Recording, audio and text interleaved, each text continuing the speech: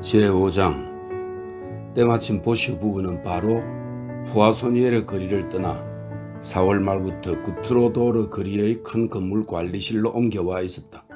어쨌든 얼마나 우리 좋은가. 그러나 이제까지 내부 거리의 작은 집에서 관리인 없이 조용한 생활을 해왔던 제르베즈인지라 물이 엎질렀느니 저녁 때 문을 너무 세게 닫았느니 하는 일로 말다툼을 벌이게 될지도 모르는 심술궂은 남자의 지배 밑으로 들어가 감시를 받아야 한다는 점이 걱정스러웠다. 정말 관리인이란 귀찮은 존재이다. 하지만 보슈 부부와 함께라면 즐겁게 지낼 수 있을 것이다. 잘 아는 사이니까 서로 잘 통할 것이다. 결국 한 식구처럼 지내게 되리라. 집을 얻은 날 부부가 함께 임대차 계약에 서명하러 갔을 때 제르베즈는 건물의 높은 문을 들어가면서 가슴이 뿌듯해지는 기분이었다. 작은 도시처럼 드넓은 이 건물, 계단이나 복도가 끝없는 거리처럼 길게 이어지고 교차하는 이 건물에 이제 그녀가 들어와 살게 된다.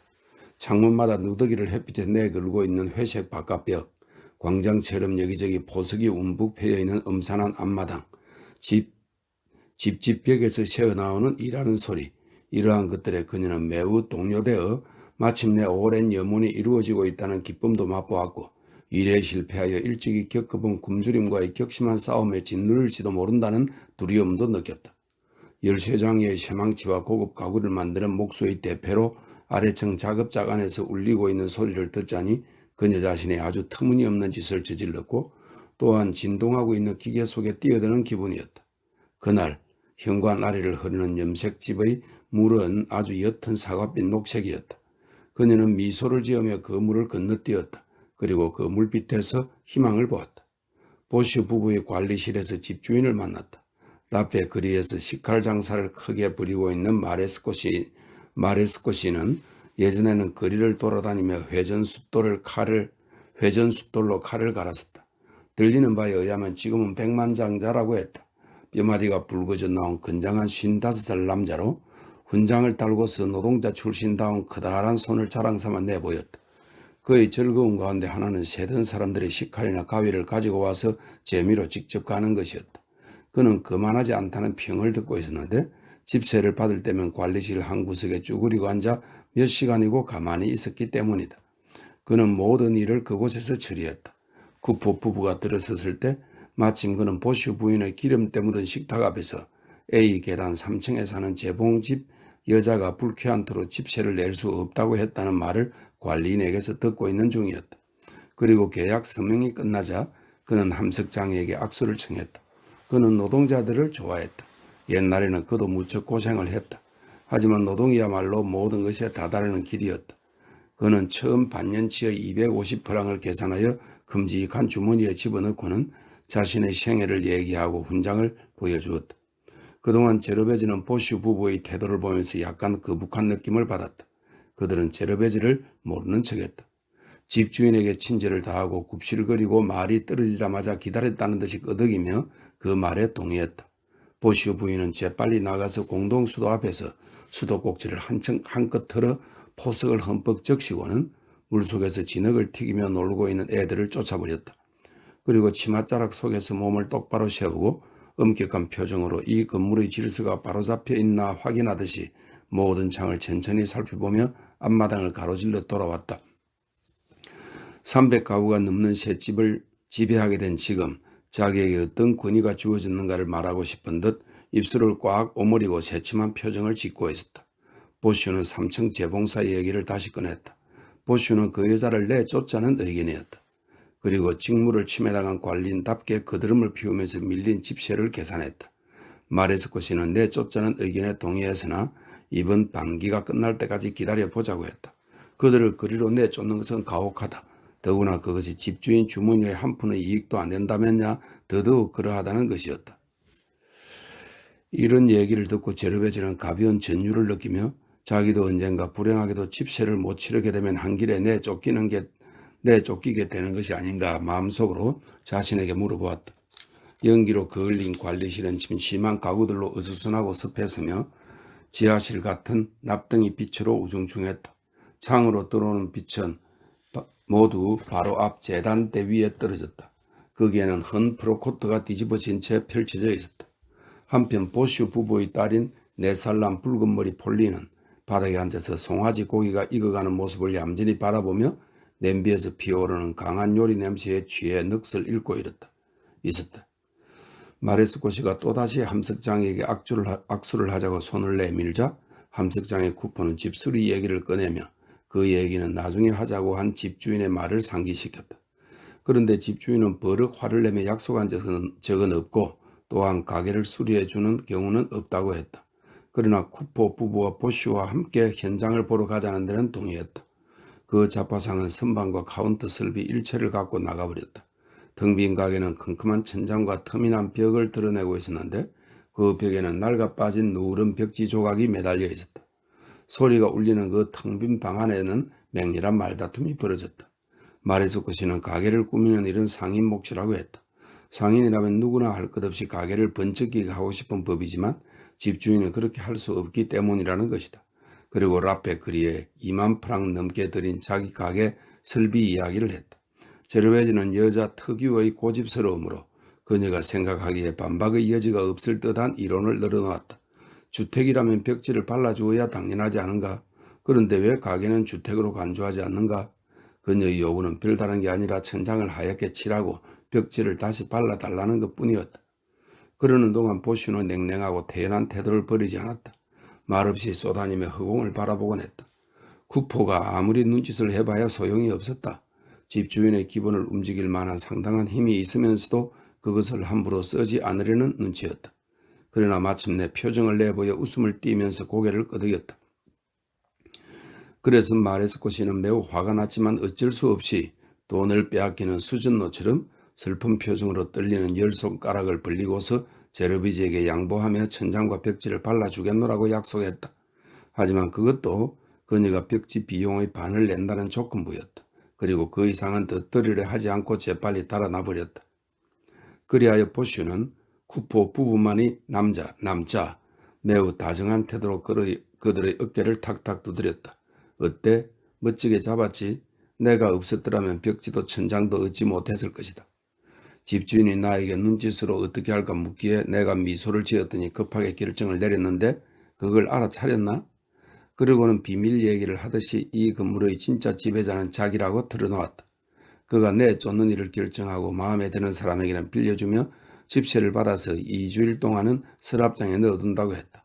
그날 밤 쿠포 부부는 감사의 표시로 보시 부부에게 포도주 2리터쯤을 선물로 보내주어야 예의라고 생각했다. 선물할 만한 값어치가 있었다.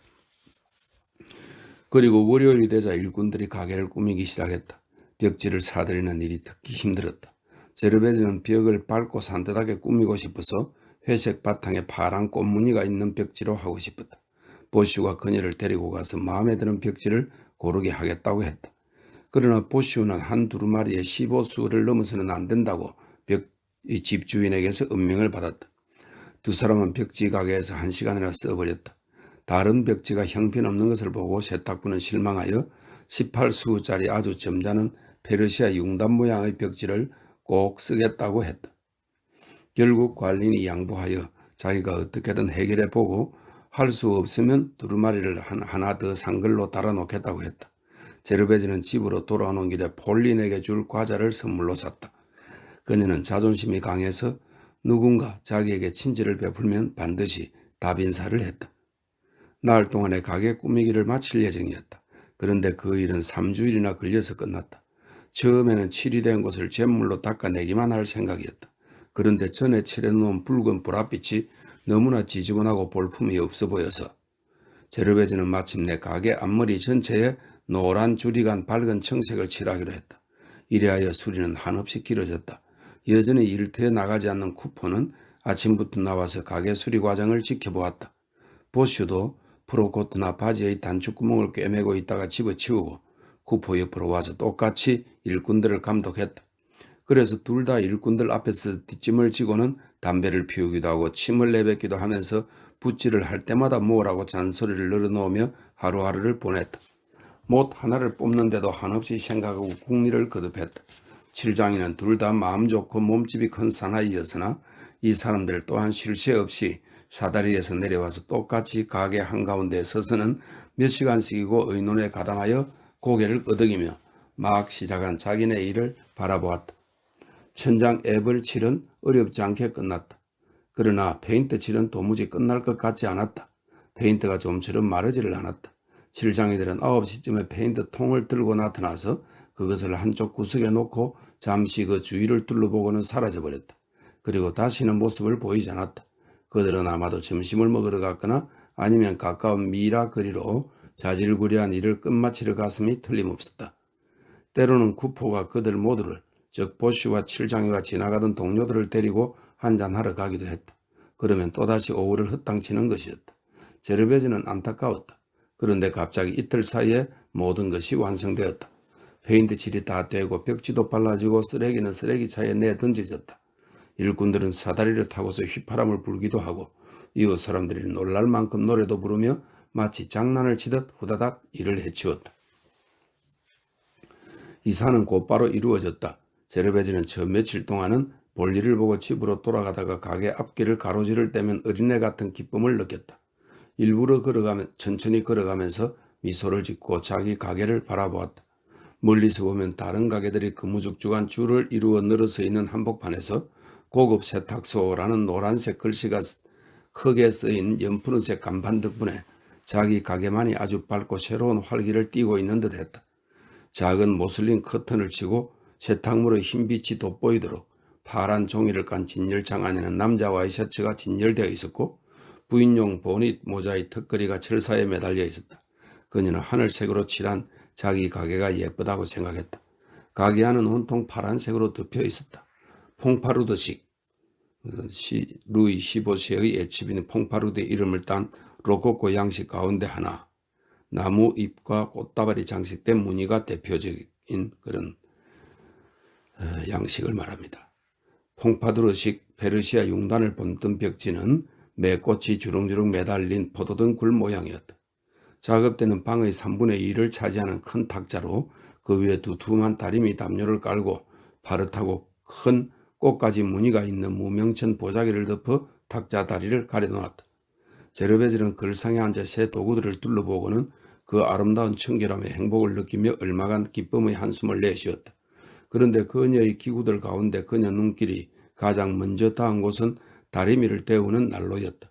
그 화덕 주위에 10개의 다리미가 나란히 비스듬한 철판 위에서 동시에 데워지고 있었다. 그녀는 주의력이 부족한 수습공이 코끝을 너무 많이 집어넣어 난로가 터질까봐 늘 걱정스러워서 무릎을 꿇고 살폈다. 가게 뒤쪽의 거처는 매우 편리했다. 구포 부부는 첫 번째 방에서 잤는데 그곳은 부엌도 되고 식당도 되었다. 방 안쪽에 있는 문은 앞마당으로 통했다. 나나의 침대는 오른쪽 방에 있었는데 천장 가까이 있는 둥근 창에서 빛을 받아들이는 약간 넓은 골방이었다. 에테에는 더럽혀진 세탁물들이 늘 산더미처럼 쌓여있는 왼쪽 방을 썼다. 그런데 한 가지 불편한 점이 있었다. 구포 부부는 그 점에 신경을 쓰지 않으려 했지만 벽에서 습기가 스며들고 오후 3시쯤이면 벌써 방 안이 어두워졌다. 이 새로운 가게는 동네에서 요란한 평판을 일으켰다. 구포 부부가 너무나 잽싸게 굴고 너무 젠체한다고 비난을 했다. 사실 그들은 구제 모자에게 빌린 500프랑을 가게 꾸미기에 다 써버리고 처음에 예정해 놓았던 2주일분 생활비조차 남기지 않았다. 제르베즈가 가게 문을 열던 첫날 그녀의 지갑에는 단돈 6프랑 뿐이었다.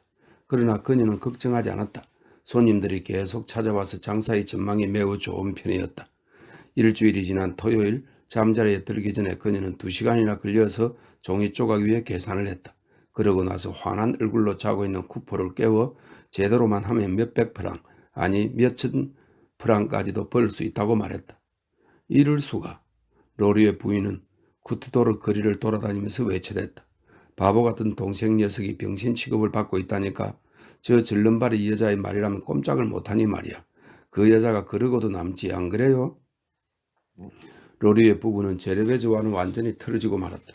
가게를 수리할 때부터 로리의 부부는 화가 치밀어서 죽을 지경이었다. 멀리서 칠장녀의 모습을 보기만 해도 그들은 반대쪽 길을 통해 이를 부득부득 갈며 집으로 돌아갔다. 저 하찮은 계집이 파란 칠을 한 가게를 갔다니 성실하게 사는 사람들의 길을 꺾는 일이지. 이튿날에도 일이 벌어졌다. 마침 로리아 부인이 외출하려 했을 때였다. 수습공 소녀가 그릇에 담긴 녹말 가루물을 그리로 세차게 끼얹었는데 로리아 부인은 동네 사람들을 불러 모아 올케가 여공을 시켜서 자기를 모욕했노라고 하소연했다.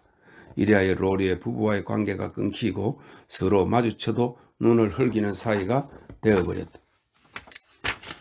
그렇고 말고 훌륭하신 생활이지. 로리의 부인은 되뇌었다. 그 너절한 가게의 돈이 어디서 나왔는지는 누구나 알고 있어. 그년이 대장장이한테 우려냈지. 그리고 그 대장장이 또한 대단한 사람이고 아비가 단두대에서 죽기 싫어서 칼로 제목을 자른 그런 위인이잖아. 이런 일에는 뭔가 구린 데가 있는 법이야.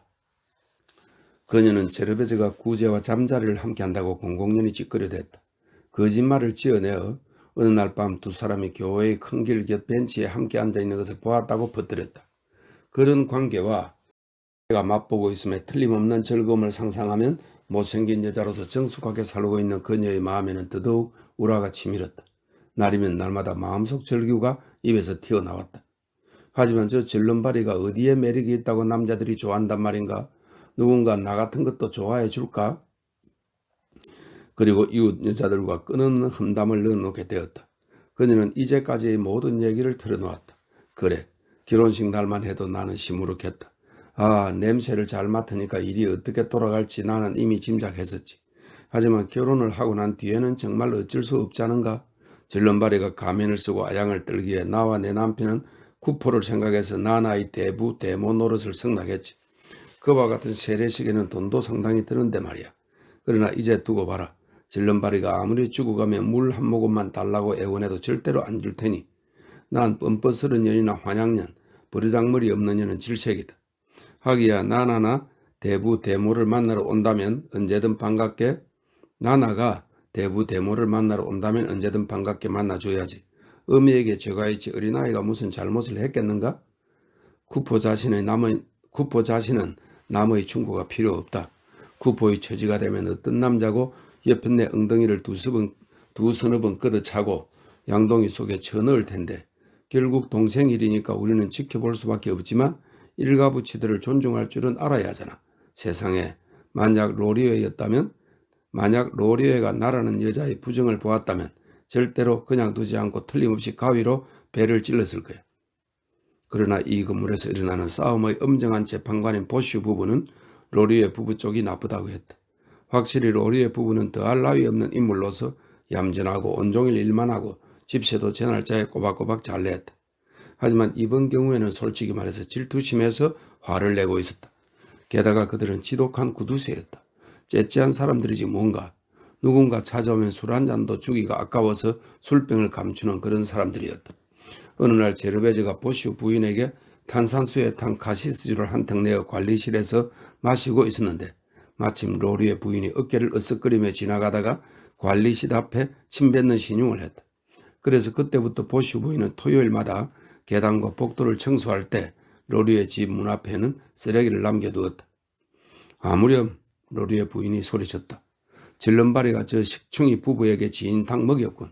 아, 모두 다 같은 연놈들이야. 하지만 날 괴롭히게 놔두지는 않을 거야.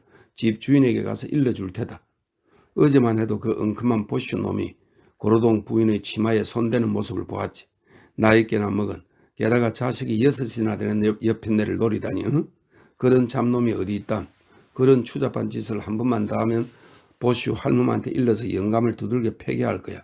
그렇고 말고 조금쯤은 웃음거리가 되겠지. 쿠프 어머니는 여전히 이 두 집을 드나들며 양쪽 다 거슬리지 않게 말을 했으며 하루씩 교대로 대개는 저녁 식사 때 찾아가서 딸과 며느리의 이야기를 들어주었다. 지금 르라 부인은 쿠포 집에는 발을 끊었다. 애인의 코를 면도날로 자른 어느 알제리 보병의 사건으로 질름바리와 말다툼을 했기 때문이다. 르라 부인은 그 알제리 보병 편을 들며 이유는 뚜렷이 말하지 않았지만 면도칼을 휘두른 것은 아주 정열적이라고 했다. 또한 르라 부인은 로리의 부인의 분노에 불을 지펴놓았다. 그 질름바리가 10대명 내지 20명 앞에서 거침없이 로리의 부인을 쇠꼬리라 불렀다고 일러바쳤던 것이다. 맙소사. 그래서 보슈 부부와 이웃 사람들도 이제 그녀를 쇠꼬리라고 불렀다. 이런 험담을 들으면서도 제르베즈는 가게 문턱에서 조용히 미소를 지으며 친구들을 보면 다정스럽게 머리 숙여 인사를 했다. 다림질하는 틈틈이 문 앞에 나와서는 장사하는 여자답게 보도 한 모퉁이가 자기 소유라는 허영심으로 가슴을 부풀리며 거리를 향해 웃음 짓기를 좋아했다. 쿠드도르 거리도, 이웃의 거리도, 아니 이 주변 전체가 그녀의 것이었다. 흰 블라우스를 입고 팔을 걷어붙이고 더위 속에서 일하면서 흐트러진 금발머리를 하고 목을 길게 빼고서 그녀는 좌우로 시선을 던지고 끝에서 끝까지 바라보며 오가는 사람들과 늘어선 집들, 보도, 하늘을 단번에 눈 속에 집어넣으려 했다. 왼쪽으로는 구트도르 거리가 시골 구석처럼 인기척도 없고 조용히 이어져 있고 여자들 몇 명이 문턱에서 수다를 떨고 있었다. 오른쪽 바로 가까이로 푸아소니에르 거리에서는 마차들이 요란한 소리를 내며 쉴 새 없는 군종의 발소리가 밀려오고 밀려가면서 이 지역을 시민들이 들끓는 거리로 만들고 있었다. 제르베즈는 큰 거리를 좋아했다. 심하게 울퉁불퉁한 도로의 구멍 때문에 터틀거리는 운송마차와 여기저기에 높이 쌓아올린 자갈더미 때문에 좁다란 보도로 밀려드는 인파 따위를 보는 게 좋았다. 가게 앞을 흐르는 넓이 3m 도랑을 그녀는 매우 중요하게 생각했기에 이 크다란 개울이 깨끗했으면 하고 바랐다. 살아있는 듯 기묘한 이 개울물을 이 건물의 염색업자가 가장 부드러운 내정으로 시커먼 진흙 한가운데서 물들이고 있었다. 가느다란 망에든 마른 과일을 널어놓은 커다란 식료품 가게, 다리와 팔을 활짝 편 모양으로 매달린 바지와 푸른 작업복이 가벼운 바람에 하늘거리는 노동자 옷가게도 그녀의 흥미를 끌었다. 카운터 모퉁이가 건너다 보이는 과일 가게와 내장 장사집에는 털이 아름다운 고양이가 야옹거리고 있었다. 이웃 석탄 가게 주인인 비구르 부인이 제르베즈의 인사에 답했다. 얼굴이 검고 눈이 반짝이며 키가 작달마간 오동통한 이 여자는 금푸른 천에 장작더미를 그려 간판으로 달았기 때문에 그 모양이 오두막집처럼 보이는 가게 앞에 길에 서서 남자들과 낄낄거리며 시간을 보내고 있었다. 또 다른 이웃인 퀴더르주 부인과 그녀의 딸은 우산 가게를 꾸려가고 있었는데 결코 그 모습을 보인 적이 없었으며 진열창은 어두웠고 새빨갛고 두툼하게 칠한 함석 우산 2개로 장식된 문은 닫힌 채로 있었다. 그러나 제르베즈는 안으로 들어가기 전에 반드시 창문 하나 없이 커다란 대문이 뚫려있는 맞은편 커다란 흰 담벼락을 힐끗 바라보았다. 그 대문을 통해 짐차와 이륜 마차들이 수없이 떠나들고 공중에 끌채를 흔들고 있는 혼잡한 앞마당에 화덕불이 활활 타오르고 있는 광경이 보였다. 담벼락에는 제철공장이라는 글자가 부채꼴의 말발굽 모양을 본떠서 커다랗게 쓰여 있었다. 온종일 철판 위에서 망치 소리가 나고 붉은 불티가 앞마당의 희꾸무레한 어둠을 밝혔다. 그리고 담벼락 끝에는 고철상과 감자튀김집 사이에 찬장만한 조그만 시계방이 있었다. 프로코트를 입은 단정한 차림의 신사가 작업대 앞에서 작은 기구를 사용하여 부지런히 시계를 만지작거리고 있었는데 그 작업대에는 자질구레한 물건들이 유리상자 속에 잠들어 있었다. 그 뒤쪽에는 두 수누타 되는 조그만 삑뻑구기 시계의 추가, 큰 거리의 어두운 비참함과 제철 공장에서 울리는 규칙적인 음량 사이에서 한꺼번에 소리를 맞추어 똑딱거리고 있었다. 이 동네 사람들의 평판에 의하면 제르베즈는 매우 친절한 여자였다. 개중에는 좋지 않게 말하는 사람도 있었지만 그녀는 눈이 크고 이가 새하얀 입은 눈만큼 크지 않다는 점에서 모두의 의견이 일치했다. 결국 금발의 미인이며 다리만 절지 않았다면 대단한 미인이라고 할 수 있었을 것이다. 28살인 그녀는 벌써 살이 붙었다. 가날픈 몸이 뚱뚱해지고 느릿느릿 여유롭게 움직였다. 이제 그녀는 이따금 의자 끝에 걸터앉아 다리미가 뜨거워지기를 기다리면서 흐뭇하게 식사를 한 기쁨을 얼굴 가득 내보이며 으슴푸레한 미소를 띠고 우두커니 스스로를 잊고 있는 때도 있었다. 그녀는 식도락가가 되어버린 것이다. 다른 사람들도 모두 그렇게 말하고 있었다. 하지만 그렇다고 해서 그것이 천한 결점은 아니었다. 맛있는 것을 사 먹을 만한 돈을 벌고 있는데 감자 껍질을 먹는 따위는 어리석은 일이 아닌가. 일이 많을 때면 덧문을 닫고 자기 혼자 며칠씩 밤을 새우며 언제나 고객을 위해서는 몸이 가루가 될 정도로 힘껏 일하다 보니 그만큼 많이 먹게 되었다. 이웃 사람들이 말하듯 그녀는 운수가 좋았다. 모든 일이 잘 되어갔다.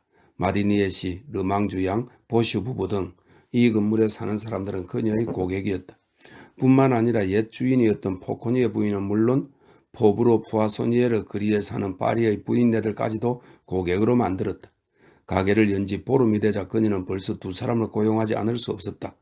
피투와 부인과 전에 이 건물 7층에 살던 클레망스라는 키다리 처녀였다.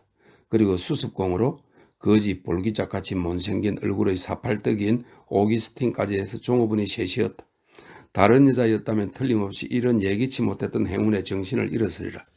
그러나 한 주일 내내 열심히 일하고 나서 월요일 하루쯤 잘 먹는 것은 잘못이 아니었다. 더구나 그녀에게는 그것이 필요하기도 했다. 만일 그녀가 가슴에 벨벳 냅킨을 걸치지 않았다면, 위장이 쑤실 정도로 먹고 싶은 맛있는 음식을 못 먹는다면 비록 셔츠가 저절로 다림질 되는 것을 보고 있기만 하면 된다 해도 그녀는 살맛이 나지 않으리라. 지금까지 제르비즈가 이처럼 상냥했던 적은 없었다. 그녀는 양처럼 온순했고 빵처럼 친절했다. 보복하는 기분으로 쉐꼴이라 불렀던 로리의 부인을 빼놓고는 제르베즈는 아무도 미워하지 않았다. 모두를 용서했다. 점심을 푸짐하게 먹고 커피를 마신 뒤에 포만감 때문에 일어나는 얼마쯤 단념하는 기분으로 누구에게도 너그럽고 싶었다. 서로가 용서해야 하지 않을까요? 야만인처럼 살고 싶지 않다면 말이죠. 제르베즈는 입버릇처럼 그렇게 말했다. 사람들이 착하다고 말하면 그녀는 웃었다. 그녀가 심술궂은 여자였다면 그야말로 큰일 날 뻔했던 것이다. 그녀는 자신이 착한 여자가 될 자격이 없다고 했다. 그녀의 꿈 모두가 이루어지지 않았나? 이 세상에서 또 무엇을 바라겠는가? 보도에 서 있노라면 그녀는 옛날 꿈이 생각났다. 일하고 밥을 먹고 자신의 집을 갖고 아이를 키우고 얻어맞지 않고 자신의 침대에서 죽어간다는 그 소망. 이제 그녀는 그런 소망을 넘어서 있다. 그녀는 무엇이든 가지고 있다. 게다가 꿈꾸던 이상으로 훌륭한 것을, 자신의 침대에서 죽는 것에 대해서도 그럴 생각이기는 하지만 물론 되도록 뒤로 미룰 작정이라며 그녀는 농담조로 덧붙여 말하곤 했다. 특히 쿠포에게 제르베즈는 다정하게 대해주었다. 뒤에서 남편이 험담을 하거나 불평을 늘어놓는 일은 결코 없었다. 함석장이도 그 즈음에는 일을 다시 시작했다. 일터가 파리와는 반대쪽이었기 때문에 그녀는 아침마다 점심값과 술값, 담배값으로 40수씩 그에게 주었다. 쿠포는 엿새 중 이틀은 일터로 가다가 발을 멈추었고 그 40수를 가지고 누군가 친구와 함께 술을 마셔버리고는 점심때쯤 돌아와서 거짓말을 꾸며대었다. 한 번은 멀리도 안 가고 샤펠 시문의 카피셴에서 달팽이 요리에 불고기, 봉인을 뜯지 않은 질 좋은 포도주 등 고급 요리를 장하와 그 밖의 친구들 서너 명에게 사준 일이 있었다. 그리고 40수로는 부족해서 종업원을 통해 계산서를 아내에게 보내놓고 자기가 볼모로 잡혀 있노라고 했다. 그녀는 웃으면서 어깨를 으쓱했다. 남편이 좀 놀았다 해서 기분 나쁠 게 있나? 집안에서 평화롭게 살려면 남편의 고삐를 길게 풀어줄 필요가 있다. 흔히 한두 마디로 다투다가 금세 치고받기 마련이다. 저런 모든 것을 이해해 주어야 한다. 쿠포는 아직도 다리가 아픈 데다가 끌려다닐 뿐이며 유혹을 받았을 때 형편없는 놈이라는 소리를 안 듣기 위해서 함께 어울린다. 더군다나 그건 대수롭지 않은 일이다. 그는 취해서 들어오면 잠을 자고 2시간만 지나면 깨끗이 깨니까. 그럭저럭 하는 동안 심한 더위가 몰아닥쳤다. 6월 어느 날 오후, 일이 붐비는 토요일에 제르베즈는 손수 다리미 가열기에 코코스를 집어넣었다. 기계 주위에는 다리미 10개가 가열되어 있었고 굴뚝에서 윙윙 소리가 나고 있었다. 햇볕은 이 시각에 가게 앞에 수직으로 내려 쬐고 길바닥에 대쏘는 강렬한 반사광이 그다랗게 일렁이며 상점 천장에서 춤추고 있었다. 이 광선은 선반과 진열창 벽지의 반사로 푸른빛을 띠면서 비단을 통해 비춰진 햇빛처럼 눈부신 빛을 작업대 위로 내쏟았다. 가게 안은 숨막힐 듯이 더웠다. 그리로 난 문은 열어젖힌 채였지만 바람 한 점 들어오지 않았다. 철사줄에 매달아 공중에 늘어놓은 쇠탕물들은 김이 나면서 말라갔고 겨우 45분도 안 돼서 대패밥처럼 바삭바삭하게 말라버렸다. 조금 전부터 이 가마솥 같은 무더위 속에서 견딜 수 없는 침묵이 계속되었고 오직 다리미만이 두툼한 광목 담요에서 질식하는 듯한 둔한 소리를 내고 있었다. 이런, 제르베즈가 말했다. 오늘은 정말 몸이 녹아버릴 것 같군요. 속옷도 벗어버리고 싶어요. 제르베즈는 양동이를 앞에 두고 바닥에 쭈그리고 앉아 세탁물에 풀을 먹이고 있었다. 흰 속치마를 입고 블라우스의 소매는 걷어올린 채 어깨 부분을 쑥 내밀었기 때문에 팔과 목덜미가 완전히 드러나 있었고 온통 땀에 젖은 장밋빛 살갗에는 헝클어진 금발머리가 몇 가닥 달라붙어 있었다. 그녀는 우윳빛 액체 속에 보니과 남자 와이셔츠의 앞면, 속치마와 여자 속바지 장식 따위를 조심스럽게 담갔다. 그러고서 손을 양동이 속에 집어넣어 아직 풀이 먹지 않은 셔츠와 속바지를 흔들어서 적신 다음 세탁물을 둘둘 말아서 네모진 바구니 속에 넣었다. 피투아 부인, 이 바구니는 아주머니 몫이에요. 그녀가 말을 이었다. 서둘러야겠죠? 금방 말라버리니까 1시간만 지나면 다시 해야 할 거예요. 피투아 부인은 45살 된 마르고 짝달막한 여자로 낡은 밤색 웃옷을 입고 그 단추를 모두 채웠는데도 땀 한 방울 흘리지 않고 다림질을 하고 있었다. 그뿐 아니라 누렇게 색이 바랜 초록색 리본이 달린 검은색 본인조차도 벗지 않았다. 그녀는 지나치게 높은 작업대 앞에 어색하게 서서 두 팔꿈치를 허공에 띄우고 꼭두각시 같은 동작으로 다리미를 밀고 있었다. 갑자기 그녀가 외쳤다. 어머나 안 돼요. 클레망스 양 블라우스를 제대로 잘 입어요. 나는 단정하지 않은 옷차림을 싫어해요. 그러고 있으면 속살이 다 보이잖아요. 벌써 남자들이 셋이나 가게 앞에서 기웃거리고 있어요. 기다리 클레망스는 늙은 할멈 같으니라며 입속말을 했다. 그녀는 숨이 막힐 것 같았다. 편하게 있을 수도 있는 게 아닌가. 모두가 불쏘시개 같은 피부를 갖지는 못한다. 게다가 무엇이 보인단 말인가. 그래서 그녀는 두 팔을 번쩍 쳐들었고 그러자 아름다운 여인의 탐스러운 가슴 탓에 속옷이 터질 것 같았으며 어깨에 붙은 짧은 소매가 찢어질 듯 했다. 클레망스 양은 30살도 안 됐지만 뼛속까지 방탕에 젖어 있었다. 깊은 향락에 빠져 있었던 다음 날이면 머리와 배에 늑마가 가득 찬 것 같아서 포석을 밟아도 허공에 뜬 듯 감각이 없었고 일을 하면서도 졸았다. 그래도 그녀는 쫓겨나지 않았다. 어느 누구도 클레망스만큼 말쑥하게 남자 셔츠를 다림질할 수 없었기 때문이다. 그녀는 남자 셔츠를 잘 다리는 특별한 솜씨를 갖고 있었다. 내 마음대로 하게 내버려둬요. 마침내 클레망스는 가슴을 치면서 외쳤다. 누구를 물어뜯지도 않고 아프게 하지도 않는데 왜 그래요? 클레망스 블라우스를 바로 입어요. 제르베즈가 말했다. 피투아 부인 말이 옳아요. 그런 옷차림은 좋지 않아요. 사람들이 우리 가게를 이상하게 볼지도 모르니까. 그리하여 키다리 클레망스는 투덜거리면서 옷을 바로 잡아 입었다. 생터집이지. 그럼 거리를 지나가는 남자들은 여자 젖가슴을 아예 보지 않는단 말인가? 그래서 클레망스는 홧김에 수습공에게 분풀이를 했다.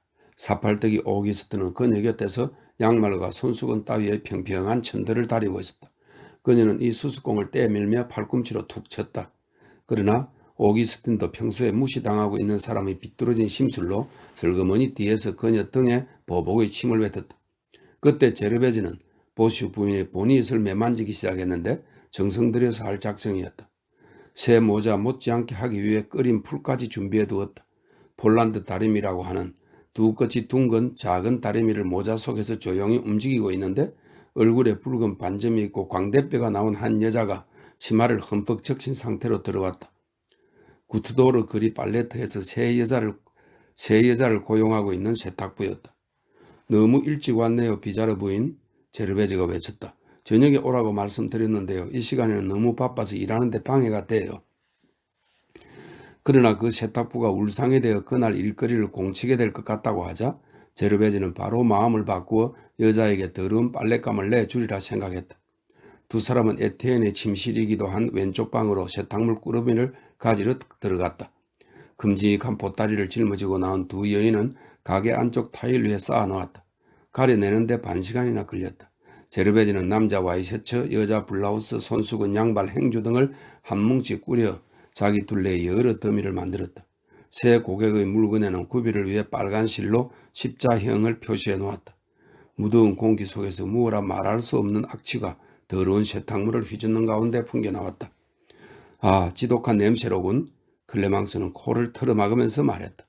그렇고 말고 깨끗하다면 그걸 우리 집에 가져오지 않겠죠? 제르베즈가 차분하게 설명했다. 어쨌든 저마다 그 냄새로 내용물을 알 수 있으니까요. 여자 블라우스를 16장까지 세었지요. 비자르 부인 15, 16, 17. 제르베즈는 큰 소리로 계속 수를 세어 나갔다. 악취에 익숙해 있는 터라 별로 언짢은 생각도 들지 않았다. 때 묻은 와이셔츠와 기름이 뻣뻣해진 행주와 땀에 질어 냄새나는 양말 속으로 그녀는 양말 속으로 그녀는 드러낸 불그스름한 팔을 들이밀었다. 그러나 산더미처럼 쌓인 색탕물을 들여다보며 강한 악취가 풍겨도 그녀는 태연하기만 했다. 의자 끝에 앉아서 몸을 앞으로 굽히고 느긋한 몸짓으로 손을 좌우로 뻗고 있는 그녀는 마치 사람 냄새에 취한 듯이 어렴풋하게 미소를 짓고 눈에는 눈물조차 글썽이고 있었다.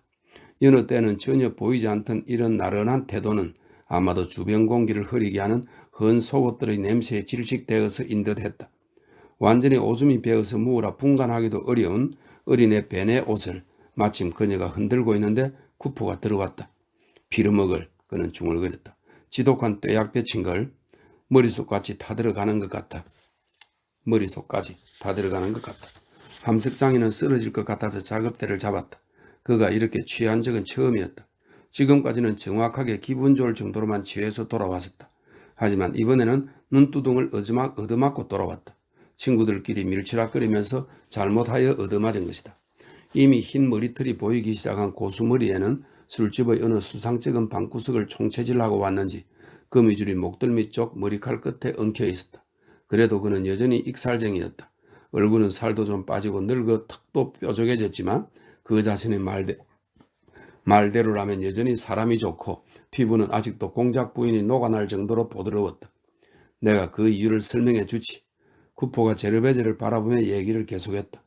셀러리 다리라는 녀석이지. 당신도 알고 있잖아. 그 목발잡이 녀석을.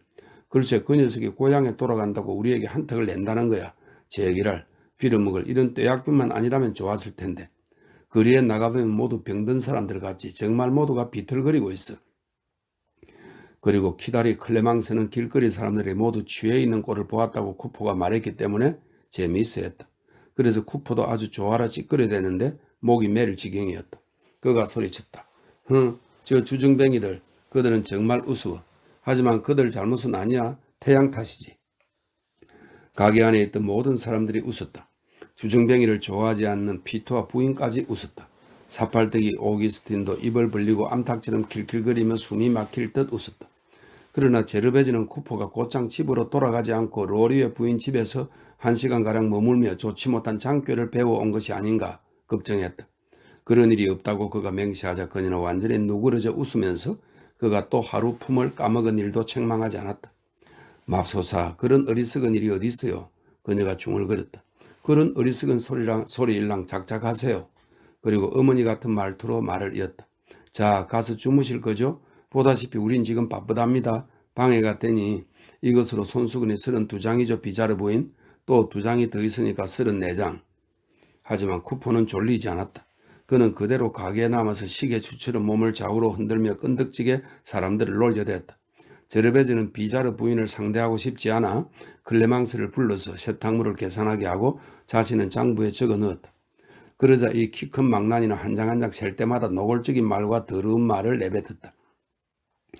그것을 한 장씩 집을 때마다 세탁물 주인의 가난함이라든가 잠자리 비밀을 짓거려대면서 세탁물에 구멍이 뚫려 있거나 얼굴이 있을 때면 노동자 특유의 농담을 퍼부었다.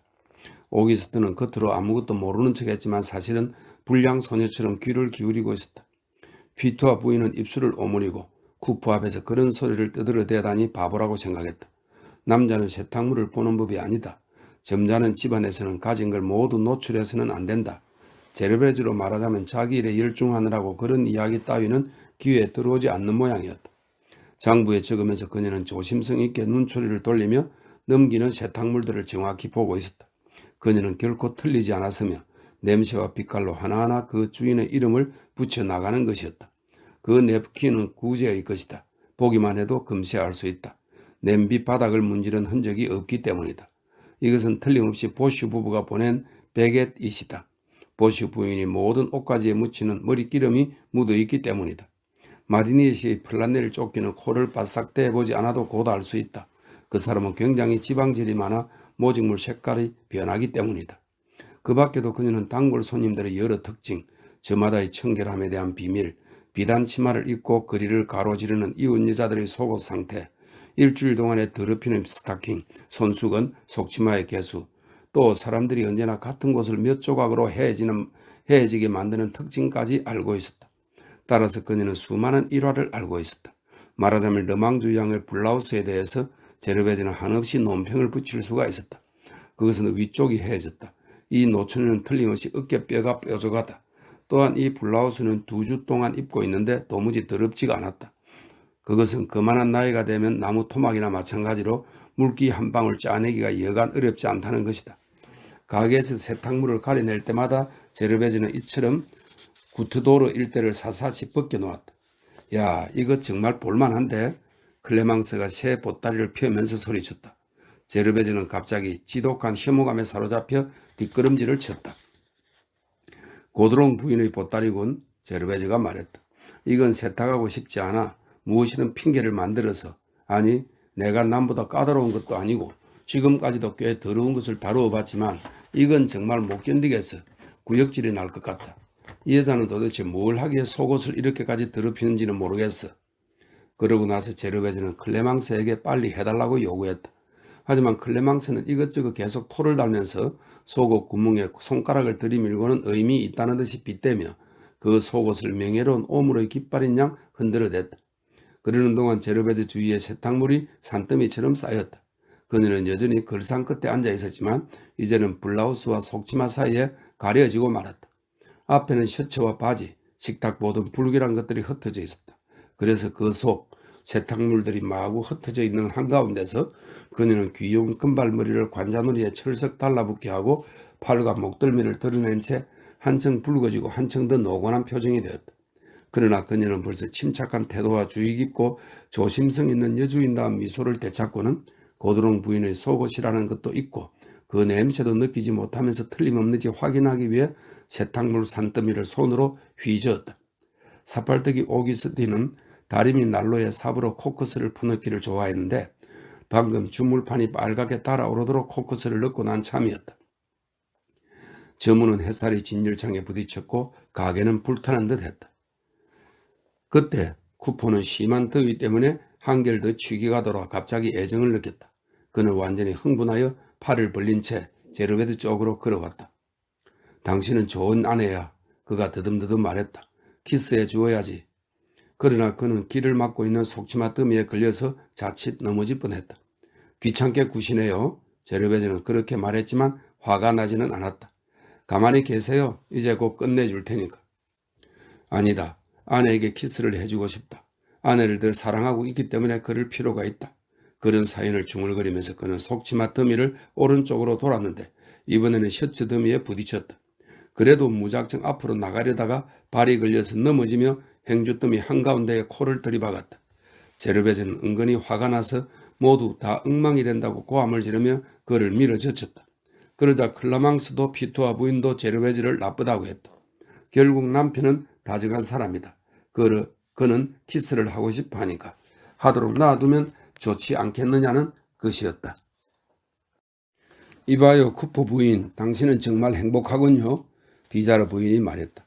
그녀의 남편은 주정뱅이 열쇠장이로서 밤마다 집에 돌아오기만 하면 죽도록 매질을 했다.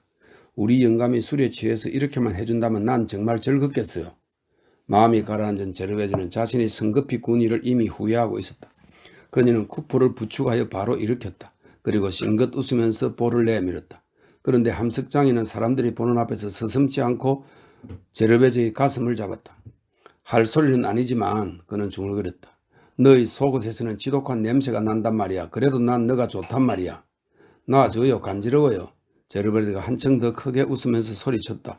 망측해라. 이런 망측 쓰는 사람이 어디 있다. 쿠포는 아내를 잡고서 놓지 않았다. 제르베즈는 세탁물 더미 때문에 가벼운 현기증을 일으켜 멍하니 그가 하는 대로 자신을 내맡기고 있었다.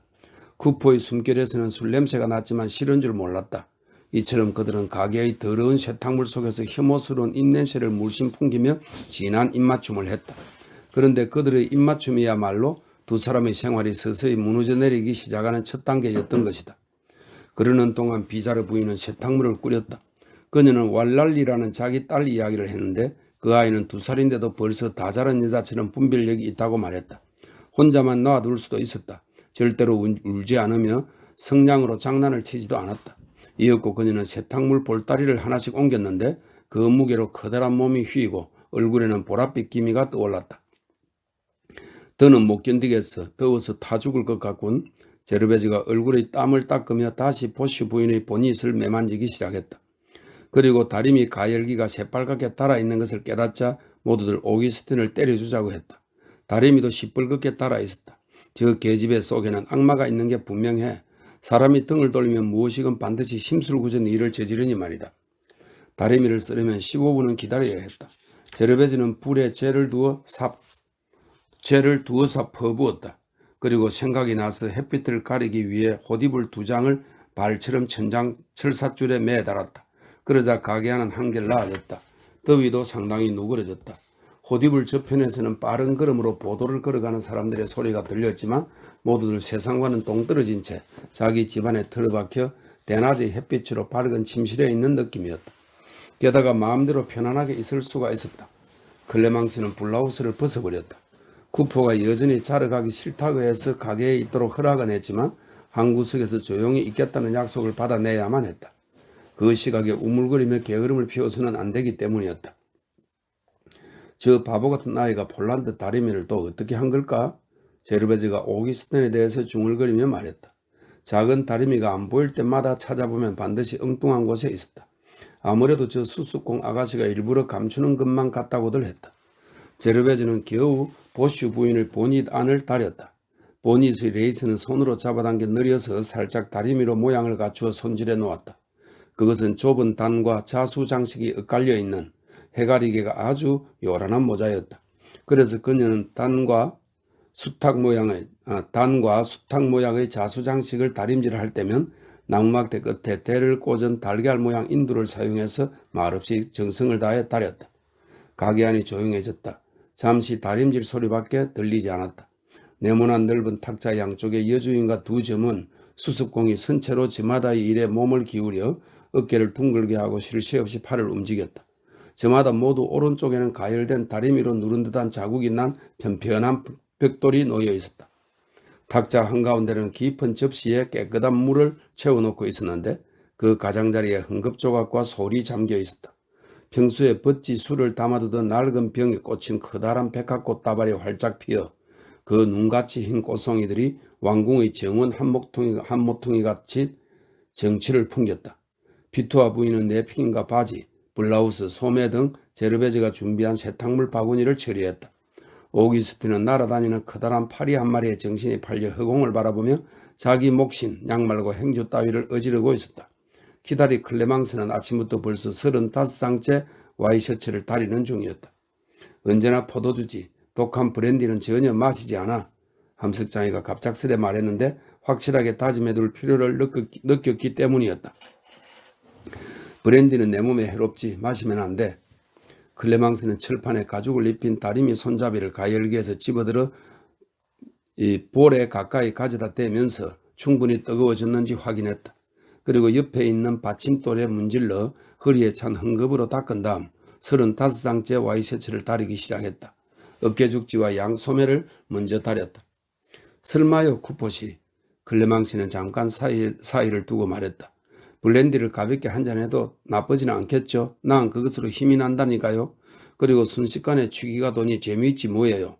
오, 내가 흥분해서 하는 소리가 아니라 나는 내가 오래 살지 못하리라는 것쯤은 알고 있죠. 어처구니 묻게 무슨 죽는 얘기를 해요? 우울한 얘기를 싫어하는 피투아 부인이 말을 가로막았다. 쿠포가 일어서서나 브랜디를 마신 일로 비난받고 있다고 생각해 화가 나 있었다. 그는 자기의 목과 마누라와 어린애의 목을 긁어서 브랜디는 절대로 한 방울도 몸속에 흘려넣지 않았다고 맹세했다. 그리고 클레망스에게 다가가서 그 얼굴에 입김을 불어주면서 냄새를 맡게 했다. 그러고 나서 그녀의 드러낸 어깨를 바라보며 실실거리기 시작했다. 그는 들여다보고 싶었던 것이다. 클레망스는 와이셔츠의 등을 접어 그 양쪽에 가볍게 다림질을 하고 나서 손목과 옷깃을 다렸다. 그러나 그가 자꾸만 달려드는 바람에 주름을 잘못 만들어서 우묵한 접시에서 소를 집어들어 녹말 풀을 다시 발랐다. 아주머니, 클레망스가 말했다. 남편분이 내 뒤에서 귀찮게 하지 못하게 해줘요. 그 애를 좀 내버려둬요. 점잖지 못하게. 제르베즈가 조용히 나무랐다. 우린 바쁘답니다. 아시겠어요? 바쁘다고? 그랬어. 그게 내 탓인가? 아무 나쁜 짓도 하지 않았는데 만지지도 않고 그저 보기만 했다. 하나님이 만들어주신 아름다운 것을 보지도 못한단 말인가? 그건 그렇고 이 약발은 클레망스는 말이지 정말 굉장한 팔을 가졌어. 이쑤씩 받고 팔을 보여주기도 하고 만져보게 하면 좋을 거야. 아무도 돈이 아깝다고 생각지는 않을 거니까. 한편 여자 쪽도 더는 저항하지 않고 주중뱅이 사내의 노골적인 찬사에 대해 웃고 있었다. 오히려 그를 상대로 농담까지 주고받을 정도였다. 그는 와이셔츠를 가지고 그녀를 놀려대었다. 그렇다. 그녀는 언제나 남자의 와이셔츠 속에 있다고 했다. 당연하지 않은가? 그녀는 남자의 와이셔츠 속에서 살고 있다. 오 세상에, 그녀는 와이셔츠라면 정말 너무나 잘 알고 있으며 그 만듦새도 꿰뚫고 있었다. 벌써 수백 장의 그녀의 손을 거쳐갔으니 말이다. 동네의 금발머리 남자도 갈색머리 남자도 모두 그녀의 손이 스쳐간 서철을 몸에 걸치고 다닌다. 그러나 그녀는 어깨를 으쓱하고 웃으면서 일을 계속했다. 앞자락이 벌어진 곳으로 다리미를 들이밀어서 등에 커다란 주름 5개를 판판하게 내었다. 그리고 앞자락도 다리고 거기에도 커다란 줄을 냈다. 여기가 깃발처럼 펄럭인다는 말이죠. 그녀는 더욱 큰 소리로 웃으면서 말했다. 사팔뜨기 오기스틴이 웃음을 터뜨렸다. 오기스틴은 그 말이 그토록 우스웠던 것이다. 사람들이 오기스틴을 야단쳤다. 이 조무래가 뜻도 모르면서 웃어대다니. 클레망스가 오기스틴에게 자기 다리미를 넘겨주었다. 다리미가 식어서 풀먹인 세탁물에 사용할 수 없게 되면 이 수수공은 행주나 양말을 달여 열이 다 식을 때까지 썼다. 그런데 오기스틴이 그것을 잘못 잡아서 손목에 길게 화상을 입었다. 오기스틴은 훌쩍거리며 클레망스가 일부러 화상을 입혔다고 원망했다. 셔츠 앞쪽을 다리기 위해 뜨겁게 달아오른 다리미를 집으러 갔던 클레망스는 계속 투덜거리면 양쪽 귀를 다려주겠다고 위협하여 곧 오기스틴의 마음을 가라앉혔다.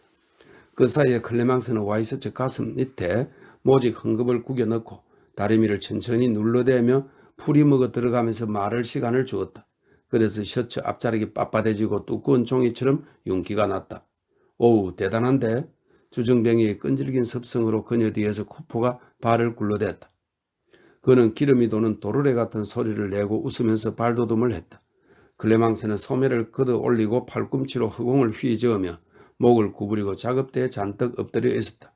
그래서 그녀의 속살이 부풀어 오르고 어깨는 매끈한 피부 밑에서 맥박치고 있는 근육의 완만한 움직임으로 솟아오르고 가슴은 늘어진 셔츠의 장밋빛 그늘에서 땀에 젖은 채 불룩해졌다. 그러자 그는 손을 내밀어 만져보려 했다. 아주머니, 아주머니, 클레망스가 소리쳤다. 아저씨를 제발 가만히 있게 해주세요. 계속 이러면 난 가버릴래요. 무시당하고 싶지는 않아요. 제르베즈는 헝겊을 씌운 모자거리에 보슈 부인의 보닛을 막 긁고서 자그마한 인두로 세심하게 가두리 레이스를 다리고 있었다. 쳐다보니 마침 한 석장이가 또 손을 내밀어 속옷 안을 더듬고 있었다. 쿠포, 당신은 정말 철이 없군요. 마치 잼을 빵에 바르지 않고 그냥 먹겠다고 졸라대는 어린애를 나무라듯 못마땅한 표정으로 제르베즈가 말했다. 어서 가서 주무세요. 그래요, 가서 주무세요. 쿠포씨, 그러는 게 좋아요. 피토와 부인도 그들은 말했다. 좋고 말고. 쿠포가 계속 싱글거리면서 더듬더듬 말했다. 당신은 정말 돌았군. 그럼 장난도 못 친단 말이야. 여자들 일이라면 맡겨도 한 번도 다치게 한 적 없으니까 조금 꼬집었을 뿐이잖아. 그 이상은 아무 일도 없단 말이야. 오직 여성에게 경의를 표할 뿐이지. 그리고 물건을 늘어놓는 것은 고르라는 뜻 아닌가? 그렇다면 이 키다리 금발머리 아가씨가 왜 자기 물건을 드러내놨겠어? 안 되지. 그건 옳지 않단 말이야. 그리고 클레망스 쪽을 돌아보면서 이렇게 말했다. 이봐, 귀여운 아가씨, 우쭐거리는 건 나빠. 만일 사람들이 있어서 그렇다면. 그렇지만 그는 말을 계속할 수가 없었다. 제르베즈가 한쪽 손으로 그를 잡고 세게는 아니었지만 다른 손으로 입을 틀어막았기 때문이다. 그녀가 그를 가게 안쪽 침실 쪽으로 떠밀고 가는 동안 그는 장난기 어린 태도로 몸을 비틀었다. 그리고 입을 틀어막은 손을 뿌리치며 자기는 물러가서 자고 싶지만 저 키다리 금발머리 아가씨가 발을 녹여주었으면 좋겠다고 했다. 이어서 제르베즈가 구두를 벗겨주는 소리가 들려왔다. 그녀는 엄마처럼 잠시 잔소리를 하고 나서 그의 옷을 벗겼다. 그녀가 반바지를 잡아당기자 그는 몸을 내맡기고 침대 한복판에 벌렁 자빠져서 웃어댔다. 그는 발버둥을 치면서 간지럽다고 했다. 그녀는 이윽고 그를 어린아이에게 해주듯 담요로 감쌌다. 자, 이제 되었나요? 그러나 그는 그 말에 대답은 하지 않고 클레망스에게 외쳐댔다. 이봐, 귀여운 아가씨, 나 여기 있어. 여기서 기다릴게. 제르베즈가 가게로 돌아왔을 때 사팔뜨기 오기스틴이 클레망스에게 따귀를 얻어맞고 있었다. 가열기에 올려놓은 다리미 하나가 더러운 채 있는 것을 피토와 부인에게 들켰기 때문이다. 피토와 부인은 그걸 모르고 다림질을 하다가 블라우스 한 장을 완전히 더럽혔다. 클레망스는 다림이 뒤처리를 안 한 것을 속이느라고 오기스틴을 나무라며 다림이 바닥에 풀이 누르붙어 있는데도 그 다리미는 자기가 쓴 것이 아니라고 맹세를 했다. 수습공은 그런 터무니없는 소리에 붕괴하여 이번에는 피하지 않고 당당히 앞에서 클레망스 옷에 침을 뱉었다. 그래서 호되게 따귀를 얻어맞은 것이다. 사팔뜨기는 눈물을 억누르며 양초 끝으로 다리미를 문질러 손짓했다. 그러나 클레망스 뒤를 지나갈 때면 언제나 침을 모아두었다가 살그머니 뱉어서 그것이 치마에 묻어 흘러내리는 것을 보며 속으로 웃었다. 제르베즈는 또다시 보닛 레이스 장식을 다리기 시작했다. 그래서 가게 안이 갑자기 조용해지자 안쪽 방에서 술에 취해 혀가 잘 돌지 않는 쿠포의 목소리가 들려왔다. 여전히 어린애 같은 소리로 혼자 웃으대며 띄엄띄엄 중얼거렸다. 바보야, 내 마누라는 나를 재우다니 바보란 말이야. 너무 멍청이란 말이야. 이 대낮에 잠잘 시간도 아닌데. 그러나 갑자기 그는 코를 골기 시작했다. 그래서 제르베즈는 안도의 한숨을 내쉬었다. 그제야 그가 잠들어 두 장의 요비에서 취기를 깨우고 있다는 사실을 알고 기뻐했다. 그녀는 둥근 반에 사용하는 작은 인두에서 눈을 떼지 않고 그것을 재빨리 움직이면서 침묵 속에서 천천히 말을 이어갔다. 할 수 없는 일이지. 그이는 철없는 사람이라서 화를 낼 수도 없어. 밀어내봤자 별 수 없는 일이고 그이가 하자는 대로 하고는 재우는 것이 상책이야. 어쨌든 바로 해치웠으니 이제 남심이군. 그리고 그이는 나쁜 사람은 아니야. 나를 끔찍이 사랑하고 있으니까. 조금 전에 봤듯이 내게 키스를 하기 위해서 물불을 가리지 않을 거야. 무척 다정한 편이지 뭐.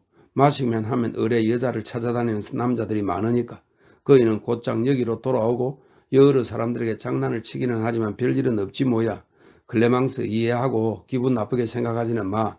주정뱅이가 어떤지 잘 알잖아. 어머니 아버지를 죽일 듯이 괴롭히고도 자기가 무슨 짓을 저질렀는지 기억도 못하니까. 난 그이를 진심으로 용서해. 그이도 세상 남자들과 똑같을 뿐이야. 참 사람이 좋네. 제르베즈는. 이미 쿠포의 술주정에 익숙해 있던 그녀는 자기가 남편에게 친절하게 구는 이유를 늘어놓으면서 이렇게 되는 대로 아무 열정도 없이 찌꺼리고 있었지만 이제 그녀는 쿠포가 여직공의 허리를 꼬집는 정도쯤은 나쁘다고 생각하지 않았다. 그녀가 입을 다물자 가게 안은 또다시 침묵이 감돌았는데 그 침묵을 어지럽히는 것은 아무것도 없었다. 피토와 부인은 무명천을 씌운 작업대 밑에 밀어넣은 바구니에서 세탁물을 하나씩 꺼냈다. 이어 다람질이 끝나면 자그마한 팔을 들어서 그것을 선반 위에 올려놓았다. 클레망스는 35장째 와이셔츠에 다림질로 주름을 잡은 참이었다. 일거리는 넘칠 정도로 많았다. 따져보니 아무리 서둘러도 밤 11시까지 일을 해야만 했다. 그야말로 작업장 전체가 눈코 뜰 새 없이 일하며 힘차게 다리미를 움직이고 있었다. 드러난 팔이 왔다 갔다 하며 흰 세탁물에 장밋빛 그림자를 아로새겼다. 다리미 가열기는 또다시 코크스가 채워지고 커튼 대신 쳐놓은 호디불 사이로 비쳐드는 햇살이 난로 위에 가득히 내려쬐어서 공기를 뒤흔드는 보이지 않는 불꽃이 강한 열기가 빗줄기 속에서 솟아오르고 있음을 알 수 있었다. 천장에 늘려있는 치마와 식탁보 아래서 실내의 더운 공기는 한층 더 심해져 사팔뜨기 오기스틴은 침이 말라 입술 끝에 혀끝을 내밀고 있을 정도였다. 지나치게 가열된 주물과 쉰내 나는 풀, 다리미의 타는 냄새가 목욕탕에서 나는 미지근한 역겨운 냄새처럼 피어오르고 있었고 그 냄새는 바쁘게 일하는 네 여자의 땀에 절은 목덜미에서 나는 강한 냄새와 뒤섞여서 코를 간지리고 있었다. 또 한편에서는 병에 담긴 초록빛 물에 꽂아놓은 큼직한 백합다발이 시들면서 순수하고도 강한 향기를 풍기고 있었다. 그리고 이따금 다림질 소리와 부직갱이로 가열기를 휘젓는 소리가 나는 가운데 쿠포의 코 고는 소리가 괴종시계의 똑딱 소리처럼 규칙적으로 작업장의 요란한 노동에 운율을 맞춰주었다. 과음을 한 다음 날이면 함석장에는 을에 온종일 머리가 아프고 입이 쓰고 턱이 부어서 일그러져 있었다. 그는 늦게 일어나 8시쯤 되어서야 기지개를 켰다. 그러고도 침을 뱉으며 가게 안에서 얼쩡거릴 뿐 일터로 나갈 결심을 못했다. 그날도 일하지 않고 헛되이 시간만 보냈다. 아침에 그는 다리에 힘이 없다고 두들댔다. 그렇게 포금을 하면 결국 몸을 망칠 텐데 자기도 참 미련하다고 했다. 그러면서도 술꾼들과 마주치면 팔을 잡고 놓아주지를 않기 때문에 마음에도 없이 마시러 간다는 것이다. 그래서 모두들 부으라 마시라 하면 결국에는 빠져나오지를 못하고 만다. 안 된다. 그런 짓은 결코 다시 해서는 안 된다. 한창 나이에 술집에서 객사했어야 되겠느냐고도 했다. 점심을 먹고 나서 그는 기운을 되찾아 아직도 그 멋진 저음이 나오는지 아닌지 확인하기 위해서 하고 목청을 도두어 보았다. 그리고 어제의 폭음에 대해 부정하며 잠깐 기름을 친 것일 뿐이라고 했다. 그처럼 철동같이 단단하고 팔심도 악마같이 세며 눈 한 번 깜짝 않고 술을 마실 수 있는 사람은 아무도 없다는 것이었다. 그래서 그는 오후 동안 동네 안을 어슬렁거렸다. 여공들을 놀려먹으면 아내가 20수를 주어서 밖으로 내쫓았다. 그는 도망쳐서 포아소니에르 거리의 작은 사양 고양이로 담배를 사러 갔는데 그곳에서 친구를 만나면 대개는 브랜디에 절인 자두를 먹었다. 그러고 나면 구트로드 거리 모퉁이에 있는 목을 축일 맛있는 포도주가 있는 프랑스와의 가게로 갔고 그곳에서 20수를 홀랑 써버렸다. 프랑스와 가게는 전에 도박장이던 술집인데 천장이 얕고 지저분했으며 옆쪽에는 수프를 파는 연기 가득한 방이 붙어 있었다. 구포는 저녁 때까지 이곳에 앉아 회전 게임판에 술을 걸고 놀았다. 마누라에게는 절대로 계산서를 넘기지 않는다고 굳게 약속하는 이 가게를 그는 신뢰했다. 그렇지 않은가? 어제 묻은 때를 씻어버리기 위해서는 조금만 마셔야지.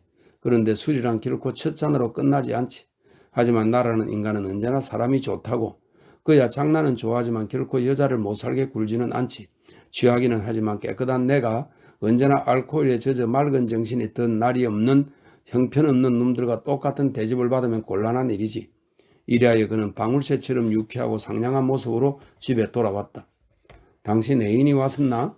그는 때때로 제르베즈를 놀리느라고 그렇게 물어보았다. 요즘에는 도무지 보이질 않으니 어디 내가 불러다 줄까? 애인이란 구제를 말하는 것이었다. 실제로 구제는 일에 방해되거나 쓸데없는 얘기를 시켜서는 안 되겠다고 생각하여 되도록 자주 오지 않았다. 그래도 적당한 핑계를 만들어 세탁물을 가져오기도 하고 가게 앞길을 몇 번이고 지나가기도 했다. 그는 이 가게 안쪽 한 모퉁이에서 담배를 피워 물고 몇 시간이고 앉아있기를 좋아했다. 열흘에 한 번은 밤에 저녁 식사를 끝난 뒤에 놀러와서 앉아있었다. 그러나 그의 말은 하지 않았다. 입을 다물고 제르베즈를 바라보면서 그녀가 무엇이든 말을 할 때마다 입에서 담뱃들을 떼고 웃기만 했다. 토요일에 작업장을 밤늦게까지 열 때면 우두커니 넋을 잃고 앉아서 연극 구경을 가느니 이 편이 낫다는 표정을 지었다. 여자들이 새벽 3시까지 다림질을 하는 일이 가끔 있었다. 천장 철사줄에 매달려 있는 램프 하나가 환한 불빛으로 커다란 무늬를 만들고 그 불빛 속에서 세탁물이 눈처럼 보드라운 흰빛으로 빛났다. 수습공이 가게 뒷문을 닫았다. 하지만 7월의 밤은 찌는 듯이 더웠기 때문에 큰 길로 난 문만은 열어놓았다. 그래서 밤이 깊어짐에 따라 여자들은 단단히 메었던 허리띠를 풀고 편한 자세를 취했다. 그녀들의 매끄러운 피부는 램프 불빛을 받아 황금색으로 빛났다. 특히 오동통하게 살찐 제르베즈의 황금빛 어깨가 비단처럼 윤이 났고 그 목에는 갓난 아기 같은 주름이 져 있었다. 구제는 그 겹쳐진 주름을 머릿속으로 그려낼 수 있을 정도로 잘 알고 있었다. 그때 그는 다리미 가열기의 심한 열기와 다리미 밑에서 모락모락 피어오르는 내복 냄새에 사로잡혔다. 그러고는 가벼운 현기증을 일으켜 생각조차 둔해졌다. 그리고 동네 사람들이 일요일에 입을 나들이 옷을 다리느라 정신없이 팔을 휘두르며 밤일을 서두르는 여자들을 멀거니 바라볼 뿐이었다. 가게 근처 이웃집들은 잠들어버리고 수면의 깊은 정적이 서서히 덮여왔다. 12시가 울렸다. 그리고 1시, 그리고 2시가 울렸다. 마차도 사람의 발길도 끊어졌다.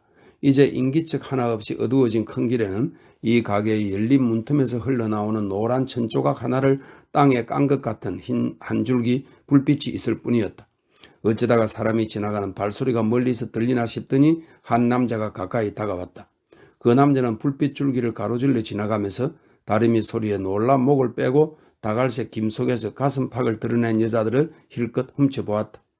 구제는 제르베즈가 에티엔 때문에 난처해하는 모습을 보고서 또 에티엔을 쿠포의 발길질로부터 구해주려고 에티엔에게 자기가 다니는 볼트 공장에서 풀무질하는 일자리를 얻어주었다. 못 제조공이라는 신부는 공장도 더럽고 언제나 똑같은 쇠붙이만 실증이 나도록 두들겨 패기 때문에 그 자체로서는 전혀 재미없는 일이지만 하루에 10프랑에서 12프랑까지 벌 수 있을 정도로 수입이 좋은 직업이었다. 이 아이도 이제는 12살이니까 만일 이 직업이 마음에 들면 그럭저럭 이 일을 시작해도 괜찮을 터였다. 이라여 에티엔은 세탁부와 대장장이 사이에 한가닥 끈이 되었다. 대장장이는 에티엔을 데려다 주며 아이의 품행이 단정하다고 말해주었다. 모두들 웃으면서 제르베즈에게 구제가 그녀에게 홀딱 반했다고 말했다. 제르베즈도 그렇게 느끼고 있었지만 그녀의 볼은 잘 익은 붉은 사과처럼 생기 있게 달아올랐다. 아, 가엾고 착한 젊은이. 그는 전혀 귀찮지 않았다. 자신의 기분을 말한 적도 없으며 추잡한 행동을 하거나 천박한 말을 한 적도 없었다. 그처럼 점잖은 사람도 별로 없을 것이다. 제르베즈는 스스로 털어놓고 싶지는 않았지만 이렇게 성모 마리아처럼 사랑을 받는 데 대해 더 큰 기쁨을 느꼈다. 무엇이든 큰 걱정거리가 생기면 그녀는 대장장이를 생각했다. 그로서 위안을 느꼈다. 둘이서만 있어도 어색하지 않았다. 마주 바라보고 미소 지으며 얼굴만 건너다 볼 뿐이었다. 마음속은 얘기할 필요도 없었다. 그것은 천한 짓을 생각하지 않는 분별 있는 애정이었다. 가만히 있어도 행복해진다면 가만히 있는 편이 훨씬 더 좋은 일이기 때문이다. 그런데 여름이 다 지나갈 무렵 나나가 집안을 뒤집어 놓았다. 6살이 된 나나는 이미 한 사람 몫의 완벽한 말썽꾸러기 소질을 엿보이기 시작했다. 어머니는 아이가 거치적거리지 않도록 아침마다 조수양이 운영하는 폴롱소 거리의 조그만 기숙학교에 아이를 데려다 주었다. 그녀는 거기서 친구들의 옷을 뒤에서 맞잡아 매놓기도 하고 여선생님 담뱃값에 재를 집어넣기도 했으며 그 밖에도 말도 못할 정도의 못된 장난을 생각해냈다. 조수양은 그 애를 2번이나 내쫓았지만 매달 6프랑 수입이 줄어드는 것이 아까워서 다시 데려갔다. 나나는 학교가 끝나면 그때까지 갇혀있던 분풀이로 현관 아래나 앞마당에서 실컷 장난질을 쳤다. 시끄럽게 굴기 때문에 다림질하는 여공들이 그곳에서 놀라고 일러두었다. 나나는 그곳에 가서 보쇼의 딸 폴린과 제르베즈의 옛날 여주인의 아들 빅토르와 함께 어울렸다. 빅토르는 10살 난 몸집이 큰 멍청이로 여자애들과 놀기를 좋아했다. 포코니의 부인은 쿠포 부인과 싸운 일이 없기 때문에 자기가 아들을 직접 데리고 왔다. 어쨌든 이 집에서는 짜증이 날 정도로 어린애들이 우글거렸고 낮에는 폐를 가리지 않고 꼬마들 한때가 계단 4개를 우당탕거리며 달려 내려와서 마치 먹을 것을 찾아다니는 참새떼처럼 왁자지껄 복도 위로 뛰어나왔다. 고드롱 부인만 해도 자식이 9이나 되었다. 금발머리도 있고 갈색머리도 있었다. 그러나 머리는 헝클어지고 코올레기이며 바지는 가슴까지 축혀 올린 데다 양말은 구두 위로 흘러내렸고 저고리는 찢어져서 때 묻은 하얀 살이 드러나 보이기까지 했다. 또 빵 배달을 하는 육청 여자는 아이가 7이나 되었다. 그래서 어느 방에서나 아이들이 쏟아져 나왔다. 비가 올 때마다 빨간 낯짝의 떼국이 지워지는 이 버러지들 속에 야가 보이는 키다리와 벌써 어른처럼 배가 나온 뚱보가 있는가 하면 요럼에서 굴러떨어져서 아직 꼿꼿하게 서지도 못하고 뛰려 해도 기어야만 하는 짐승 같은 꼬마에 이르기까지 온갖 아이들이 다 있었다. 나나는 이 개구장이들을 지배했다. 자신보다 곱절이나 큰 여자애들을 상대로 여왕 노릇을 하며 자기 뜻을 거스르지 않고 따르는 폴린과 빅토르에게만 권력을 나누어 주었다. 이 골칫거리 말괄량이는 늘 음란놀이를 하자고 해놓고는 가장 작은 아이들의 옷을 벗기기도 하고 아무 집에나 드나들며 그 집 어린애를 주물러대는 등 행실 나쁜 어른처럼 이상한 행동을 서슴지 않았다. 무슨 일이건 뒤에 알고 보면 매맞을 짓을 한 것은 모두 나나가 꾸민 일이었다. 이 애들은 염색집의 염료 물속을 첨벙거리고 다니며 다리를 무릎까지 푸른빛 붉은 빛으로 물들였다. 그리고 13장이 집으로 달려가서 못이나 줄밥을 훔쳐내어 그 집을 나오면 목공소의 산더미 같은 대패밥 속으로 뛰어들어서는 그 속에다 궁둥이를 다 내놓고 대굴대굴 굴렀다. 안마당은 그들의 세상이었으며 뛰어다니는 작은 구둣발 소리와 떼지어 다른 박질을 할 때마다 울려 퍼지는 요란한 고함 소리가 메아리쳤다. 때로는 앞마당만으로는 부족할 때도 있었다. 그런 때는 지하실로 들어갔다가 계단을 기어올라 복도를 지나 다시 내려가서 다른 계단으로 올라 다른 복도를 다름질쳤다. 그렇게 몇 시간씩 지칠 줄 모르고 법석을 트는 통에 제 아무리 큰 건물일지라도 이 쇠사슬에서 풀려난 맹수들 같은 아이들이 구석구석을 뛰어다니는 바람에 흔들거릴 정도였다. 저것들 정말 골칫거리로군. 보쇼 부인이 소리쳤다. 정말 모두들 할 일이 그렇게도 없었나? 이렇게도 많은 애들을 만들다니. 그러고는 먹을 음식이 없다고 넋두리를 하니 말이 안 되지. 퇴비 더미에서 버섯이 솟아나듯 애들은 가난 위에 생기는 법이라고 보슈는 말했다. 건물 관리인 여자는 온종일 고함을 치며 빗자루로 어린애들을 위협했다. 마침내 지하실 문을 닫아버렸다. 딸아이 폴린이 두 손에 대 맞더니 나나가 어둠 속에서 의사놀이를 하자고 하고는 몽둥이로 위협하여 다른 애들을 치료받게 했다고 털어놓았기 때문이다. 그런데 어느 날 오후 끔찍한 장면이 벌어졌다. 그것은 당연히 일어날 수 있는 일이었다. 나나가 매우 기묘한 장난을 생각해냈다. 그녀는 먼저 관리실 앞에서 보슈 부인의 남학식 한 짝을 훔쳐냈다. 그러고는 그것을 끈으로 잡아 매어 마차처럼 끌고 다녔다. 그때 빅토르가 그 남학신의 사과 껍질을 채워 넣는 일을 생각해냈다. 행렬이 이루어졌다. 나나가 남학신을 질질 끌면서 앞장섰다. 폴린과 빅토르는 나나의 양옆에서 따라갔다. 이어서 많은 꼬마 녀석들이, 큰 녀석은 앞에서 작은 녀석은 뒤에서 서로 밀지락달지락 하며 줄을 만들어 걸어갔다. 치마를 입은 조그만 아이가 장어만한 길이의 밑빠진 모자를 귀까지 내려서고 꽁무니를 따라갔다. 오, 아 하며 무엇인지 서글픈 소리로 내까렸다. 나나는 장내놀이를 하고 있다 말했고 사과 껍질이 시체라고 했다. 앞마당을 한 바퀴 돌고 또 돌며 아이들은 그것이 무척 재미있는 모양이었다.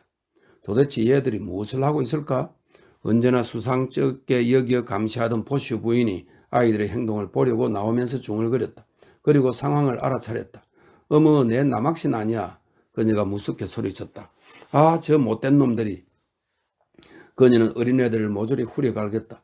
나나의 두 볼에 따귀를 올려붙이고 어머니의 남학신을 가져가게 한 바보 같은 폴린을 발로 걷어찼다. 마침 그때 제르베지는 공동수도에서 양동이에 물을 받고 있었다.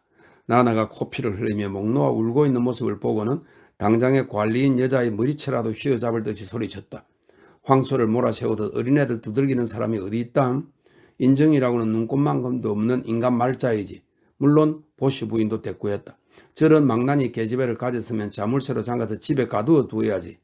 마침내 보슈까지 관리실 문간에 나와서 그따위 더러운 것하고 이러쿵저러쿵 할 것 없이 어서 들어오라고 아내에게 소리쳤다. 그래서 그들의 사이는 완전히 틀어지고 말았다. 사실은 한 달 전부터 보슈 부부와 쿠포 부부는 아주 서먹서먹한 사이였다. 본디 남주기를 좋아하는 제르베즈는 포도주라든지 수프와 오렌지, 과자 따위를 언제나 가져다 주었다. 어느 날 밤 관리인 마누라가 샐러드를 매우 좋아한다는 사실을 알고 제르베즈는 그릇에다 먹다 남은 꽃상추와 사탕물을 담아가지고 갔다. 그런데 그 다음날 보슈 부인이 사람들이 보는 가운데 고맙게도 남이 먹다 남은 음식을 거두어 먹을 정도로 몰락하지는 않았다고 하면서 아주 불쾌한 듯이 사탕물을 버리더라는 얘기를 르망주 양한테서 듣고서 제르베즈는 새하얗게 질려버렸다. 그리하여 그때부터 그녀는 물건을 남에게 주는 일을 딱 끊어버렸다. 포도주든 수프든 오렌지든 과자든 어디 주나 봐라. 보슈 부부의 상판을 좀 봐야지. 그런데 보슈 부부 편에서는 마치 쿠포 부부에게 도둑질이라도 당하는 것처럼 생각했다. 제르베즈는 자신의 실수를 깨달았다. 그녀가 그처럼 마구 물건을 퍼주는 어리석은 짓을 안 했다면 상대방도 그런 나쁜 습관이 들지 않았을 테고 계속 친절히 대해 주었을 것이다. 이제 관리인 마누라는 제르베즈에 대해 주기도 시원찮다는 식으로 욕설을 퍼부었다. 시울분 집세를 낼 때가 되자 보슈 부부는 세탁부가 식도락으로 있는 대로 다 먹어치우고 집세를 하루 늦게 냈다고 하면서 집주인 마레스코 씨에게 이런저런 나쁜 소문을 늘어놓았다. 그런데 마레스코 씨 또한 별로 예절 바른 사람이 아니기 때문에 모자를 쓴 채로 가게 안에 들어와서 집세를 청구했다. 하지만 그 돈은 즉시 지불되었다. 당연히 보슈 부부는 로리의 부부에게 손을 뻗었다. 이제 관리실 안에서 먹고 마시며 화목을 다지는 그들의 상대가 된 것은 로리의 부부였다. 그 절름발이만 없었다면 누구도 사이가 나빠질 리 없었다. 그 절름발이는 산끼리도 싸움을 붙일 정도니까. 정말 보슈 부부는 이제 비로소 그 여자의 정체를 알았다는 시기였다. 로리의 부부가 얼마나 애를 먹었을지 짐작된다는 투였다. 그리하여 제르베즈가 지나가노라면 모두들 문간에 나와 비웃는 신용을 했다. 그러던 어느 날 제르베즈는 로리의 집으로 올라갔다. 67살인 쿠포 어머니에 대한 일 때문이었다. 쿠포 어머니는 이제 시력을 완전히 잃었다. 다리도 도무지 쓸 수가 없었다. 그래서 가정부로 가있던 마지막 집에서도 할 수 없이 일을 그만두었고 누구든 도와주지 않으면 굶어 죽을지도 몰랐다. 그 나이의 노파가 자식을 셋씩이나 두고서 하늘에서도 땅에서도 버림을 받다니 정말 부끄러운 일이라고 제르베즈는 생각했다. 그런데 쿠포는 로리의 부부에게 이야기하기를 꺼려하여 제르베즈에게 그 일을 시켰고 그녀는 화가 나서 내친김에 찾아갔다. 단숨에 올라간 제르베즈는 노크도 하지 않고 거센 바람처럼 로리의 집으로 들어갔다. 로리의 부부와 처음 만났을 때 그들에게서 몹시 불쾌한 대접을 받았던 그날 밤부터 이제까지 집안은 무엇 하나 바뀌지 않았다. 세기발의 모직물 누더기로 작업장과 거실을 갈라놓은 집으로 뱀장어같이 좁고 기다란 곳이었다. 안쪽에서는 로리에가 작업대 몸을 구부리고 원기둥골 샤슬고리를 하나하나 잡고 있었고, 로리의 부인은 바이스 앞에 서서 셔츠를 제조기에 낀 금줄을 당기고 있었다. 조그만 화덕이 대낮의 햇빛 아래 장밋빛으로 빛났다. 그래요, 나예요. 제르베즈가 말했다. 놀랐죠? 우리는 서로 칼을 빼던 처지니까요. 하지만 내 일 때문에 당신들 일 때문도 아니에요. 아시겠어요? 어머님 때문이죠. 그래요. 그분이 남의 신세를 지면서 빵 조각을 얻어먹게 내버려 두어도 좋은지 어떤지 들어보려고 왔어요. 일은 드디어 나타났군. 로리의 부인이 중얼거렸다. 뻔뻔스럽기도 하지. 그녀는 등을 돌리고 옳게 따위의 존재는 무시하듯 또다시 금줄을 당기기 시작했다. 그러나 로리에는 파랗게 질린 얼굴을 쳐들면서 외쳤다. 뭐라고요? 그리고 이야기 내용을 다 들었는지 이렇게 말했다. 또 골치 아픈 얘기로군. 장모님도 실성하시군. 어딜 가나 늘 돈이 없다고 우는 소리를 하니 말이야. 그렇지만 그저께는 여기서 식사를 하고 간단 말이요. 우리가 할 수 있는 데까지는 하고 있어. 엄청난 재물을 가진 것도 아니고. 그런데도 남의 집으로 수다를 떨며 다닌다면 그대로 그 집에 있게 하면 될 것 아니요. 우린 염탕꾼들이 질색이니까. 그는 또다시 샷을 끝을 잡고 마누라와 마찬가지로 등을 돌리며 귀찮다는 듯이 말했다. 모두들 달마다 100수씩 낸다면 우리도 100수씩 내겠소. 제르베즈는 로리의 부부의 광대뼈가 툭 튀어나온 얼굴을 보자 찬물을 뒤집어 쓴 것처럼 흥분히 가라앉았다. 그들 집에 발을 들여놓고 불쾌하지 않은 적이 한 번도 없었다. 제르베즈는 금가루가 떨어져 있는 나무 햇빛 가르기의 마른 목골에 시선을 떨어뜨린 채 겨우 분별을 잃지 않은 태도로 설명했다. 어머님의 자녀가 셋이니까 한 사람이 100수씩 낸다면 합계 15프랑밖에 되지 않는다. 그것으로는 많이 부족해서 도저히 살아갈 수 없다. 적어도 그 돈의 3배는 있어야 한다. 하지만 로리에는 고함을 쳤다. 달마다 15프랑이라니. 그 돈을 어디서 훔쳐오란 말인가. 집에 금이 있다고 해서 자기를 부자로 하는 것은 가소로운 일이라고 했다. 그리고 쿠프 어머니를 다시 깎아내렸다. 그녀는 아침에는 커피가 없으면 안 되고 술도 마신다. 재산을 모아놓은 사람처럼 행세한다. 누구나 다 호응하고 싶지 않 그런가? 하지만 한 푼이라도 저축할 수 없다면 남들처럼 허리띠를 졸라매야 한다. 그리고 쿠프 어머니가 아직 일을 못할 나이도 아니고 접시에서 맛있는 음식을 집어갈 때 보면 정말 두 눈이 빛난다. 그러니까 그 능청스런 할망구는 놀고 먹이려는 심보이며 설령 자기에게 돈이 있다고 해도 노는 사람을 거둔다는 것은 좋지 않게 생각한다고 했다. 그러나 제르베즈는 타협적인 태도로 로리의 잘못된 생각에 조용히 반대했다. 그리고 로리의 부부의 동정심에 호소해보려고 애썼다. 하지만 이제 로리에는 대꾸하지 않았다. 마누라는 화덕 앞에 서서 묽은 초산이 가득 든 긴 자루가 달린 구리 냄비에서 사슬 끝을 닦고 있는 중이었다. 마치 백리 떨어져 있는 것처럼 아까부터 일부러 등을 돌린 채였다. 그래도 제르베즈는 얘기를 계속하면서 작업장의 더러운 먼지를 뒤집어 쓰고 누덕누덕 기운 기름때 끼인 옷을 휘감은 몸을 구부리면서 일에 매달려 있는 그들을 물끄러미 바라보았다. 그들은 불편한 동작으로 기계 일을 하고 있는 사이에 낡은 연장처럼 어리석고 메마른 인간으로 굳어버린 것만 같았다. 그런데 그때 갑자기 분노가 가슴에 복받쳐 와서 제르베즈는 고함을 질렀다. 그래요. 나도 급히니 좋겠어요. 당신들 돈은 잘 간수해 두세요. 어머님은 내가 맡을 테니까 아시겠어요? 지난번에는 고양이를 주워왔으니까 당신네 어머니도 주워드리죠. 그분에게 아주 부족함도 없게 해드리죠. 커피도 포도주도 드리죠. 맙소사 별 더러운 집안도 다 있구나. 이번에는 로리의 부인이 돌아다 보며 묽은 초산을 옳게 얼굴에 내던질 것 같은 기세로 냄비를 휘둘렀다. 그리고 빠른 말로 퍼부었다. 꺼져. 그렇지 않으면 큰 코 다칠 거야. 백수는 그냥 일수도 줄 알아. 한 푼도 못 줘. 채 그래. 백수는 뭐 다뤄줘? 어머니가 너희 집 식모 노릇이나 하고 너희들은 우리가 낸 백수로 실컷 처먹으라고. 어머니가 너희 집에 가시거든 일러드려. 죽게 돼도 물 한 모금 안 준다 하더라고. 어이 여기서 당장 꺼져버려. 정말 짐승 같은 여자로군. 제르베즈는 거칠게 문을 닫으면서 말했다. 바로 다음날 제르베즈는 쿠프 어머니를 맞아들였다. 그리고 나나가 자는 방, 천장 쪽 둥근 채광창에서 햇살이 들어오는 넓은 방에 어머니 침대를 놓아주었다. 이사는 오래 걸리지 않았다. 쿠프 어머니의 가재 도구라야 침대와 더러운 세탁물을 넣어두는 낡은 호두나무 장롱, 그리고 탁자 하나와 의자 2개였다.